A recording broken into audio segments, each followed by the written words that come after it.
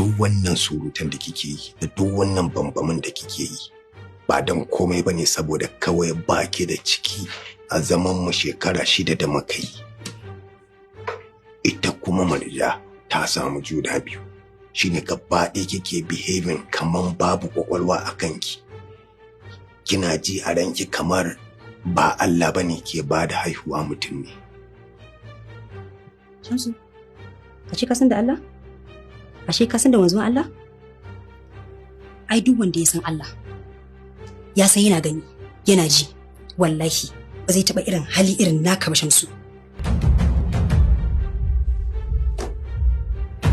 Kin san Allah, na da girman Allah ki san irin maganganun da kike yi. Idan kika ci gaba da gaya min wata magana, komai na iya faruwa. Shamsu, shagin zaka kashe ni? Shagin ka kashe ni, na shirya.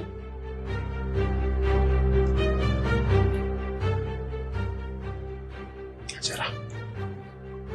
Allah ya kawo miki ciki ki haihu.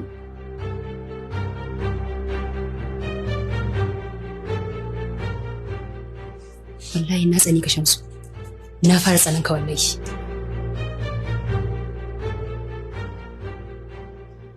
Makaranta.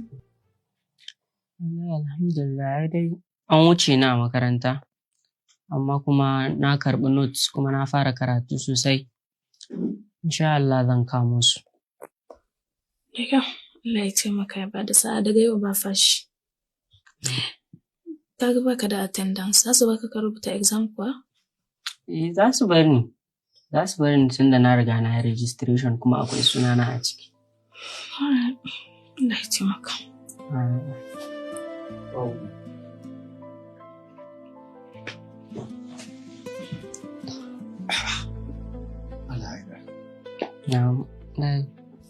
Ya karatun dai?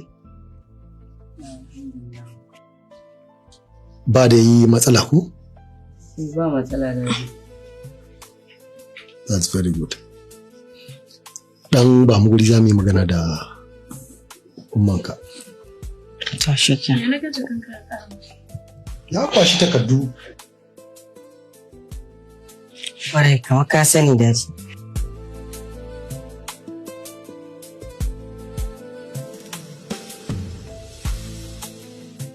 Kin so ki kyau. Amma baki ba. To kai ka yi kyau ɗai.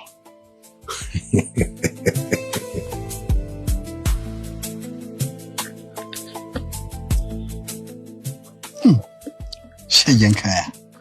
Ka je ka haɗa yaro da syrup, kai kuma ka zo ka samu kunun zichat kana ta sha abinka. Ai a bar shi. Ya je ya ɗan samu relief ya kwanta ya yi bacci ya huta kwakwalwarsa ta ɗan samu natsuwa. To kaga, rike, wai in tambaye ka, wai kai me yasa a cikin kayan shaye-shaye ba ka shan komai? Ni? Me ya kai ni? Ai shaye-shaye tana da illa, saboda akwai abokaina da yanzu haka wa'insu suna gidan mahaukata, wa'insu sun ɗauko rayuwarsu normal amma suna ta shaye-shaye. Rayuwa ta ruguje. To illata da na sani shi yasa na ɗan tsaya 'yan munafunce na da 'yan muguntata.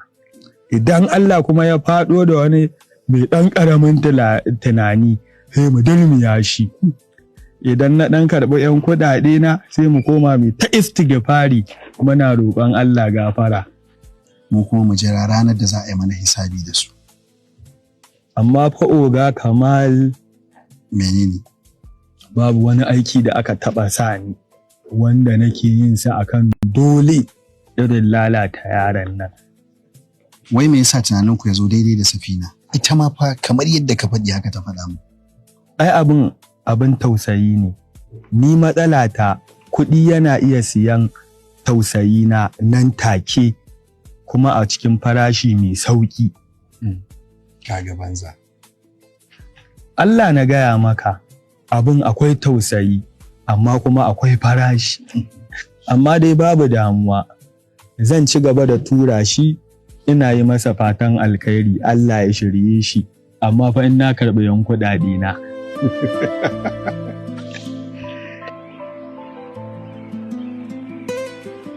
Tun da na zo duniya ban taɓa jin farin ciki irin na yau.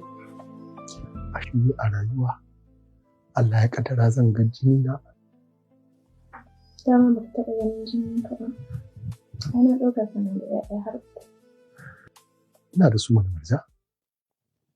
Ina nufin jini na, amma ai duk wanda za a haifa yanzu ba zan so su kamar waɗannan guda ukun ba. Haidar, Ikram da Abba.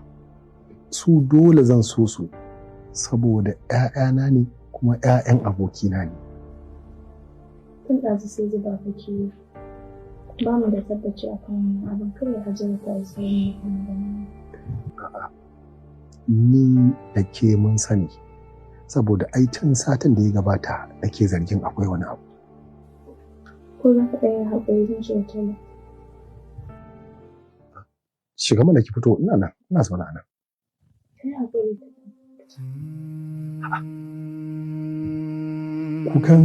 Kukan me kike yi? A'a, Murja, akwai. Amma Murja, ai idan ma kukan farin ciki ne, ni ne ya kamata in yi. Saboda na daɗe da jimawa ina sawa a raina cewa ni fanko ne ba na haihuwa. Ashe dai ba ni ba ne fankon. Waye fankon? Kuma Hajara ba zan kai mun zuwa insha Allah.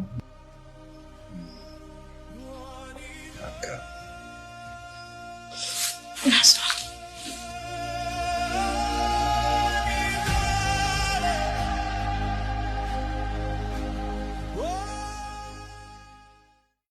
Zuciya ta ce ta kai ne inda za na ɓace, ƙwaƙwalwa ta ƙwace, ya zan yi ne.